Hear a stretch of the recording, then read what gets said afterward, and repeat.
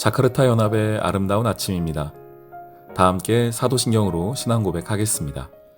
전능하사 천지를 만드신 하나님 아버지를 내가 믿사오며 그 외아들 우리 주 예수 그리스도를 믿사오니 이는 성령으로 잉태하사 동정녀 마리아에게 나시고 본디오 빌라도에게 고난을 받으사 십자가에 못 박혀 죽으시고 장사한 지 사흘 만에 죽은 자 가운데서 다시 살아나시며 하늘에 오르사 전능하신 하나님 우편에 앉아 계시다가 저리로서 산자와 죽은 자를 심판하러 오시리라.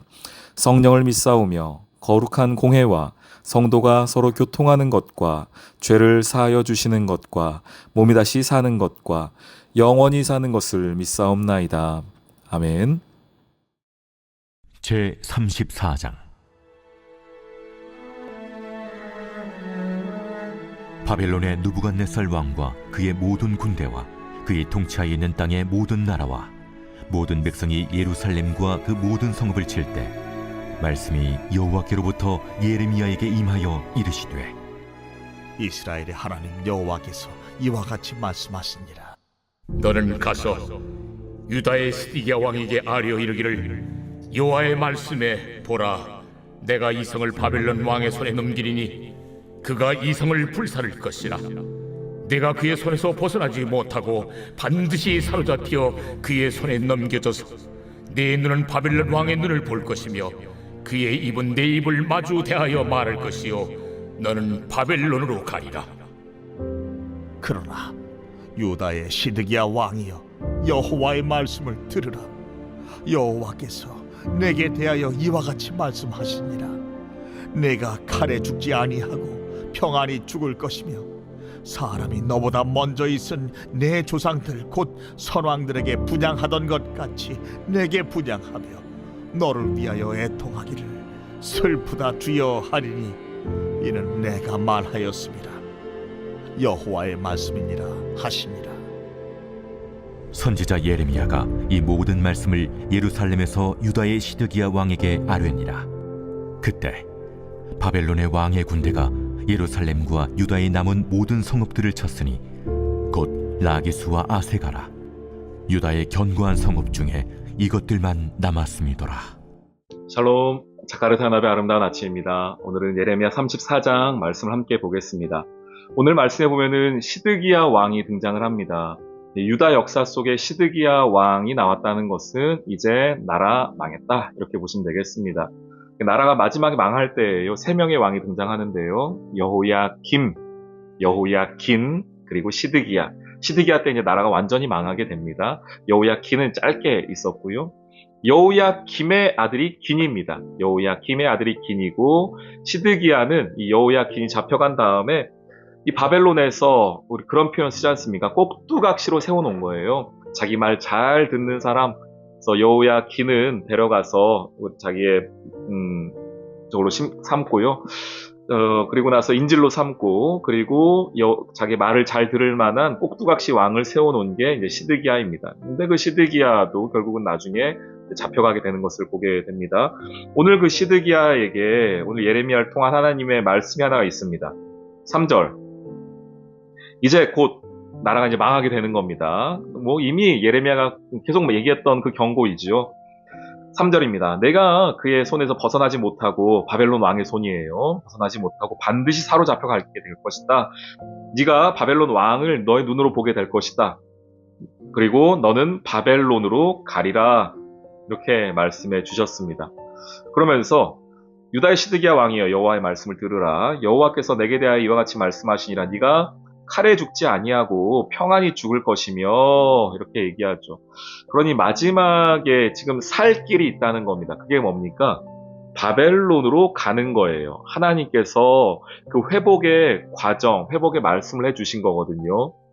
이 마지막의 왕이지만 이미 나라는 망했지만, 그렇지만 다시 회복하는 방법이 무엇인가, 다시 하나님의 말씀으로 돌아오게 하는 그 첫 단추가 무엇인가? 네가 바벨론으로 끌려가는 것이다. 거기에서 이전의 모든 것들을 좀 새롭게 하고, 나라와 개인 모두 마찬가지죠. 새롭게 한 이후에 하나님의 말씀으로, 하나님의 나라로 하나님이 너를 다시 평화로운 그 죽음을 맞이할 때까지 너를 인도해 주실 것이다 라는 이야기입니다. 그래서 이 얘기가 조금 두려운 이야기죠. 개인적으로 본다면 나라가 망한다. 그리고 바벨론에게 내가 사로잡혀간다. 가게 된다. 그렇지만 하나님이 4절에 그러나 그게 끝이 아니다. 그 이후에 너의 회복의 과정 이후에 하나님께서 분명히 너에게 주시는 은혜들이 있다. 그걸 좀 기대하고 기억해라. 이렇게 시드기야에게 말씀해 주신 겁니다. 왜 하필 시드기야에게 말씀하셨을까요?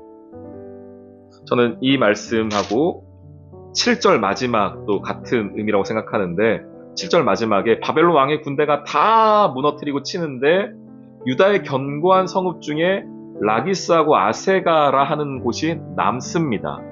심판을 다 겪는데 남는 성읍이 있는 거예요. 다 무너졌는데 남습니다. 다 잡혀갔는데 다 끌려가는데 오늘 시드기야에게 하나님 먼저 이런 말씀을 해주십니다. 왜 그럴까요?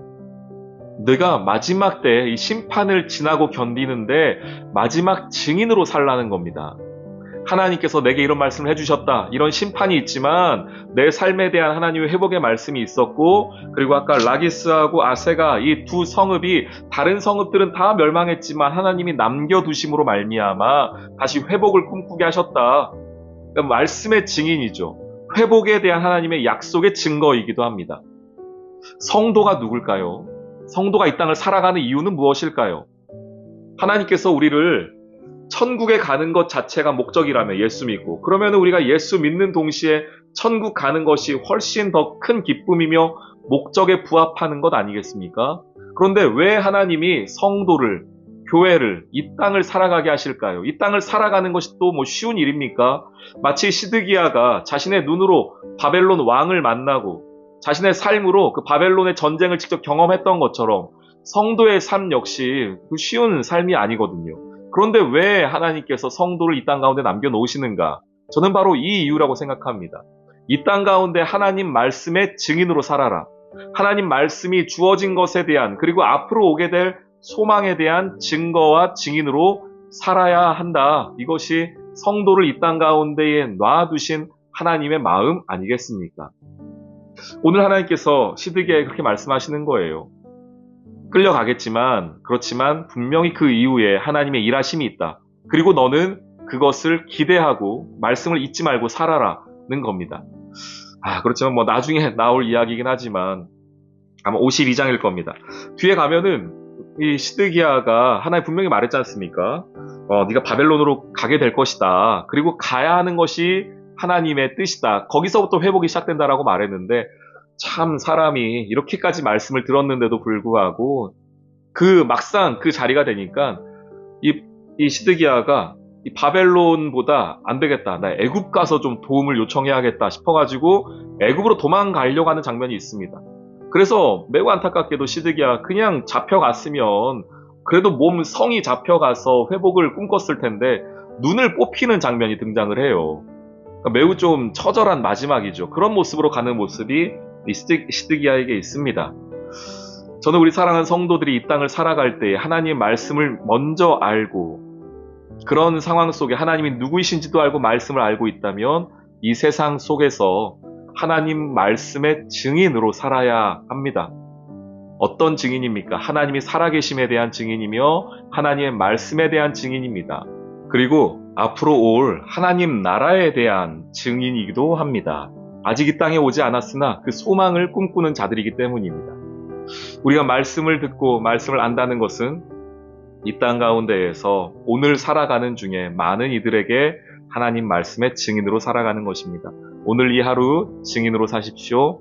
말씀의 증인으로 담대히 사십시오. 내게 주어진 상황과 환경을 하나님이 어떻게 바꾸어 가실 것인지 구원이 무엇인지를 많은 이들에게 증거하는 저와 여러분 되기를 주님의 이름으로 축원합니다.